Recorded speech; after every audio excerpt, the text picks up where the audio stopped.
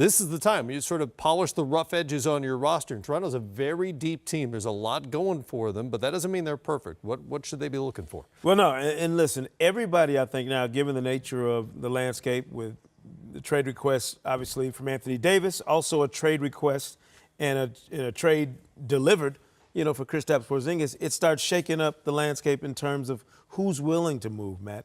And I think if you're looking at Toronto, there are a couple of different ways you can go with home run moves that would put you in a position to say, all right, we're ready in the East to really, swing an axe in the playoffs and announce ourselves as the team to beat. If Marc Gasol's available and you got a chance to upgrade at the 5 and really put an anchor player like that, with Valanciunas' injury, history, Serge Ibaka's being asked to play, to me, out of position. So Marc Gasol gives you kind of that big physical anchor who can also step out and stretch the floor a little bit, play away from the basket. He's ideal.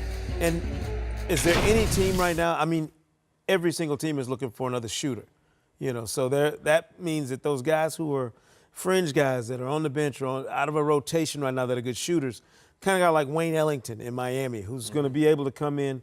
And it's not about him picking up your offense or figuring out where he fits, in terms of his role, but just being a guy who can knock down shots. Just can come off a screen, knock down a shot. Ellington, on a Miami team where you have so many like-minded pieces, I mean, they got to have the league lead for guys 6'3.5" to 6'5", on that roster right now. He'd be a guy to me that would be kind of a seamless fit for Toronto if they're looking to add that extra shooter, another guy who can stretch the floor, knock down shots, take some of the pressure off Kawhi Leonard and Kyle Lowry.